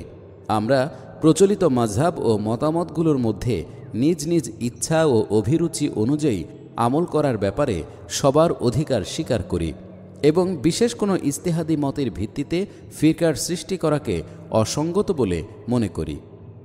পৃষ্ঠা 33। গোঁড়ামি পরিহার। আমরা নিজেদের জামাত সম্পর্কেও কোনোরূপ গোঁড়ামি করিনি অথবা কখনো এমন কথা বলিনি যে সত্য কেবল আমাদের জামাতেই সীমাবদ্ধ হয়ে আছে। আমরা পুরোপুরি দায়িত্ব সচেতন হয়েই এ কাজের জন্যে মাথা তুলে দাঁড়িয়েছি এবং আপনাদেরকেও আপনাদের দায়িত্বের কথা স্মরণ করিয়ে দিচ্ছি। এখন আপনারা আমাদের সাথে উঠে দাঁড়াবেন কি নিজেরাই স্বতন্ত্রভাবে দায়িত্ব পালন করবেন কিংবা অন্য কোনো দায়িত্ব পালনকারীর সাথে মিলে কাজ করবেন, তা আপনাদেরই বিবেচ্য। আমিরের মর্যাদা সম্পর্কেও আমরা কোনোরূপ বাড়াবাড়িতে লিপ্ত হইনি। আমাদের আন্দোলন ব্যক্তি বিশেষকে কেন্দ্র করে গড়ে ওঠেনি। এখানে কারো জন্যে বিশেষ কোনো মর্যাদার দাবি করা হয়নি। কারো কিরামাত, ইলহাম ও পবিত্রতার কাহিনী সম্পর্কে বিজ্ঞপ্তির ছড়াছড়িও করা হয়নি। কারো ব্যক্তিগত আকীদা বিশ্বাসের উপর জামাতের ভিত্তি স্থাপন করা হয়নি, অথবা কারো ব্যক্তিত্বের প্রতি জনসাধারণকে আহ্বান জানানোও হয়নি। বরং উদ্ভট দাবি দেওয়া, স্বপ্ন, কাশফ, কিরামাত ও ব্যক্তিবিশেষের পবিত্রতার কাহিনী প্রচার থেকে আমাদের আন্দোলন সর্বতোভাবে মুক্ত ও পবিত্র। আদর্শবাদী আন্দোলন। এখানে কোনো ব্যক্তিবর্গের দিকে আহ্বান জানানো হয় না। পবিত্র কোরআনের দৃষ্টিতে প্রত্যেক মুসলমানের যা জীবন লক্ষ্য, যে মূলনীতিসমূহের সমষ্টিকে বলা হয় ইসলাম, আমাদের আহ্বান হচ্ছে তারই প্রতি। যারা এই উদ্দেশ্য এবং মূলনীতির ভিত্তিতে আমাদের সাথে মিলিত হয়ে কাজ করতে প্রস্তুত হয়, তারাই নির্বিশেষে আমাদের জামাতের সদস্য হয়ে থাকে। আমির নির্বাচন। অতঃপর এই সদস্যগণ নিজেদের মধ্য থেকে একজনকে আমির নির্বাচিত করেন। আমিরের পদে কারো ব্যক্তিগত প্রাপ্য অধিকার স্বীকৃত নয়, বরং সম্মিলিতভাবে কাজ করতে হলে জামাতে একজন প্রধান থাকা দরকার বলেই একজনকে আমির নির্বাচিত করা হয়। এই নির্বাচিত আমিরকে পদচ্যুত করে তদস্থলে জামাতের অন্য কাউকে আমির নির্বাচিত করা যেতে পারে, পরন্তু কেবল আমাদের এই জামাতের অন্তর্ভুক্ত লোকদেরই তার আনুগত্য করতে হয়। যারা তার আনুগত্যের শপথ গ্রহণ না করবে তারা জাহিলি মৃত্যুবরণ করবে, এরূপ কোনো ধারণা আমরা কোনো দিনই পোষণ করিনি। পৃষ্ঠা 34। এবার আমাকে আল্লাহর ওয়াস্তে বলুন, এমনই পদ্ধতিতে কাজ করা সত্ত্বেও আমাদের আন্দোলনের ফলে মুসলিম জাতির মাঝে কেমন করে একটি নতুন ফিরকার সৃষ্টি হতে পারে? বিস্ময়কর ব্যাপার এই যে যারা নিজেরাই ফিরকাবন্দি ও উপদলীয় কোন্দলে জড়িত, যারা হামেশা স্বপ্ন, কাশফ, কিরামতের চর্চা করে থাকেন, যাদের সমস্ত কাজ কর্ম কোনো হজরতের ব্যক্তিগত আকিদা বিশ্বাসের ভিত্তিতে সম্পাদিত হচ্ছে, যারা ব্যক্তি বিশেষের জন্য কোনো বিশেষ মর্যাদার দাবি করে থাকেন, খুঁটিনাটি ব্যাপারে ঝগড়া বিবাদ ও বিতর্ক মুনাজারায় লিপ্ত হন এবং ইস্তেহাদি মতামতের ভিত্তিতে দলাদলি ও শক্তি পরীক্ষায় অবতীর্ণ হন, আমাদের সম্পর্কে অপবাদ রটাতে তাদেরকেই দেখা যায় সর্বাধিক তৎপর। তাই কারো বিরক্তির পরোয়া না করেই আমি স্পষ্টভাবে বলতে চাই যে আমাদের সম্পর্কে এসব ভদ্রলোকগণ যেসব কথা প্রচার করেন, যে কারণে এরা আমাদের উপর বীতশ্রদ্ধ, আমাদের প্রকৃত মতাদর্শ তা নয়, বরং দ্বীন ইসলামের যে আসল কাজটি তাদের মনোপুত নয়, আমরা সেই দিকেই লোকদের আহ্বান জানাচ্ছি। আর এ কাজের জন্য যে কর্মপন্থা আমরা গ্রহণ করেছি তা দ্বারা তাদের অনুসৃত কর্মনীতির ভ্রান্তিগুলো অত্যন্ত স্পষ্টভাবে প্রকাশ হয়ে পড়েছে। এ কারণেই তারা আমাদের উপর বীতশ্রদ্ধ। পৃথক দল গঠনের প্রয়োজন। আমাদের প্রশ্ন করা হয় যে এ কাজ করাই যখন তোমাদের উদ্দেশ্য ছিল তখন করতে, কিন্তু পৃথক নাম নিয়ে একটি স্থায়ী জামাত গঠন করলে কেন? এ দ্বারা মুসলিম জাতির মধ্যে বিভেদ ও বিশৃঙ্খলা সৃষ্টি হচ্ছে। বস্তুত এ হচ্ছে এক অভিনব প্রশ্ন। পৃষ্ঠা 35। আমি ভেবে আশ্চর্য হই যে ধর্মহীন ও ধর্মবিরোধী রাজনীতি, অনইসলামিক শিক্ষা, মাযহাবী কোন্দল সৃষ্টি অথবা নিরেট দুনিয়াবী উদ্দেশ্য হাসিলের জন্য পাশ্চাত্য গণতন্ত্র কিংবা ফ্যাসিস্ট পন্থায় যদি মুসলমানদের মধ্যে স্বতন্ত্র নামের বিভিন্ন সমিতি ও দল উপদল গড়ে ওঠে তবে সেগুলোকে দ্বিধাহীন চিত্তেই বরদাস্ত করা হয়। কিন্তু দ্বীন ইসলামের আসল কাজের উদ্দেশ্য যদি খালিস ইসলামী নীতির ভিত্তিতে কোনো জামাত গড়ে ওঠে তবে হঠাৎ মুসলিম জাতির মধ্যে বিশৃঙ্খলা সৃষ্টির আশঙ্কা দেখা দেয় এবং একটিমাত্র জামাতই তাদের কাছে অসহ্য হয়ে পড়ে। এ থেকে এ কথাই মনে হচ্ছে যে প্রশ্নকর্তাগণ আসলে জামাত বা দল গঠনের বিরোধী নন, বরং দ্বীনের আসল কাজের উদ্দেশ্যে দল গঠনেই তাদের যত আপত্তি। যাই হোক, তাদের কাছে আমার নিবেদন হচ্ছে এই যে দল গঠনের অপরাধ আমরা সাগ্রহে নয় বরং একান্ত বাধ্য হয়েই করেছি। সবাই জানেন যে এই জামাত গঠন করার পূর্বে ক্রমাগত কয়েক বছর আমি একাকী মুসলমানদেরকে এই বলে আহ্বান জানিয়েছি যে তোমরা এ কোন পথে নিজেদের শক্তি, সামর্থ্য ও চেষ্টা সাধনা নিয়োজিত করছ। তোমাদের আসল কাজ হচ্ছে এর প্রতি সমগ্র চেষ্টা সাধনা কেন্দ্রীভূত করাই তোমাদের কর্তব্য। তখন সমস্ত মুসলমান যদি এ আহ্বান গ্রহণ করত তবে কিছুই বলার ছিল না। তখন মুসলমানদের মধ্যে বিভিন্ন জামাত গঠিত হওয়ার পরিবর্তে সকল মুসলমান মিলে একটি জামাতে পরিণত হতো। আর যে আল জামাত বা একমাত্র জামাতের বর্তমানে ভিন্ন জামাত গঠন করা ইসলামী শরীয়ত অনুযায়ী নিষিদ্ধ, অন্তত পাক ভারতে তা গঠিত হতো। পক্ষান্তরে মুসলমানদের কোনো বিশেষ দলও যদি আমাদের সে আহ্বান কবুল করে নিত তবু আমরা সন্তুষ্ট চিত্তে তাতে সামিল হতাম।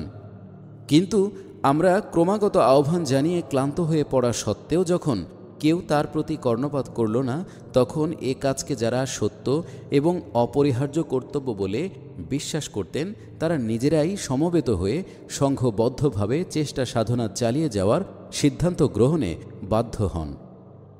পৃষ্ঠা 36। এখন জিজ্ঞাসা এই যে আমরা যদি এও না করতাম তাহলে আমাদের পক্ষে আর কী বা করার ছিল? আপনারা যদি এ কাজকে ফরজ বলে মেনে নিতে অস্বীকার করেন তো নিজেদের দাবির সপক্ষে প্রমাণ পেশ করুন, অথবা বলুন আপনাদের সমিতি ও দল উপদলগুলো কি বাস্তবিকই এ দায়িত্ব পালন করে চলছে। যদি তা না হয় তবে বলবো যে আপনাদের অবস্থা এমনই পর্যায়ে এসে গেছে যে যারা সচেতনভাবে দায়িত্ব পালনে অগ্রসর হয়েছে আপনারা উল্টো তাদেরকে অপরাধী সাব্যস্ত করতে চাচ্ছেন। আমির বনাম নেতা। আমাদেরকে এ প্রশ্ন করা হয় যে তোমরা আপন জামাতের নেতার জন্যে আমির শব্দটি বেছে নিলে কেন? আমির বা ইমাম তো কেবল স্বাধীন, ক্ষমতাশালী ও সার্বভৌম শক্তির অধিকারী ব্যক্তিই হতে পারেন। তারা এ কথার সমর্থনে কিছু হাদিস পেশ করে এই যুক্তি প্রদর্শন করে থাকেন যে ইমামত নেতৃত্ব শুধু ইলমের ইমামত, নামাজের ইমামত কিংবা যুদ্ধ বিগ্রহের ইমামই হতে পারে, এছাড়া তো আর কোনো প্রকারের ইমামত নেই। এ ধরনের প্রশ্ন যারা করেন তারা কেবল ইসলামের রাজনৈতিক ব্যবস্থায় অধিষ্ঠিত হওয়া এবং সার্বভৌম ক্ষমতা সম্পন্ন ইমামতের প্রতিষ্ঠাকালীন ফিকা ও হাদিস সম্পর্কেই খোঁজ খবর রাখেন। কিন্তু মুসলমানদের জামাত নেতৃত্বচ্যুত হলে, স্বাধীন ও সার্বভৌম ক্ষমতা থেকে বঞ্চিত হলে এবং ইসলামের জামাতি নিয়ম শৃঙ্খলা ছিন্ন ভিন্ন হয়ে গেলে কি ব্যবস্থা গ্রহণ করতে হবে সে সম্পর্কে তারা মোটেই ওয়াকিফহাল নন। আমি তাদেরকে জিজ্ঞেস করতে চাই যে এরূপ পরিস্থিতিতে কি মুসলমানরা বিচ্ছিন্ন হয়ে থাকবে এবং কোনো সার্বভৌম শক্তির অধিকারী ইমাম পাঠানোর জন্যে আল্লাহর কাছে দোয়া করবে, না তাদেরকে এমনই ইমাম কায়েম করার জন্যে কোনো সংঘবদ্ধ প্রচেষ্টাও চালাতে হবে? তারা যদি স্বীকার করেন যে এজন্যে সমবেত প্রচেষ্টা চালাতে হবে তবে তারা অনুগ্রহপূর্বক বলুন জামাত গঠন না করে কিভাবে সমবেত প্রচেষ্টা চালানো সম্ভব। তারা যদি জামাত গঠনের অপরিহার্যতা স্বীকার করেন তো বলুন কোনো নেতা, কোনো প্রধান, কোনো আদেশদাতা ছাড়া কোনো জামাত চলতে পারে কি? তারা যদি এর প্রয়োজনীয়তা স্বীকার করেন তবে ইসলামী কাজের উদ্দেশ্যে যে ইসলামী জামাত গঠিত হবে তার নেতার জন্য ইসলামের কী পরিভাষা নির্ধারিত রয়েছে তা তারাই আমাদের বলে দিন। যে কোনো পরিভাষাই তারা বলুন না কেন, তা যদি ইসলামী হয় তবে তাই আমরা গ্রহণ করব। আর যদি এও তারা না পারেন তবে পরিষ্কার ভাষায় বলে দিন যে ক্ষমতা লাভের পরবর্তী অবস্থার জন্যে তো ইসলামের অনেক পথ নির্দেশ মজুদ রয়েছে, কিন্তু ক্ষমতাহীন অবস্থায় কি করে তা অর্জন করতে হবে সে সম্পর্কে ইসলাম কোনো পথ নির্দেশ দেয়নি। এ কাজ যারা করবেন তাদেরকে অনইসলামিক পন্থায় এবং অনইসলামিক পরিভাষা অনুযায়ী করতে হবে। তাদের অভিপ্রায় যদি এ না হয়ে থাকে তবে সভাপতি, লিডার, নেতা, কায়েদ ইত্যাদি পরিভাষা ব্যবহারে যাদের আপত্তি নেই তারা কেন আমিরের পরিভাষা শুনে উত্তেজিত হয়ে ওঠেন, এর তাৎপর্য ব্যাখ্যা করা আমাদের পক্ষে এক দুরূহ ব্যাপার।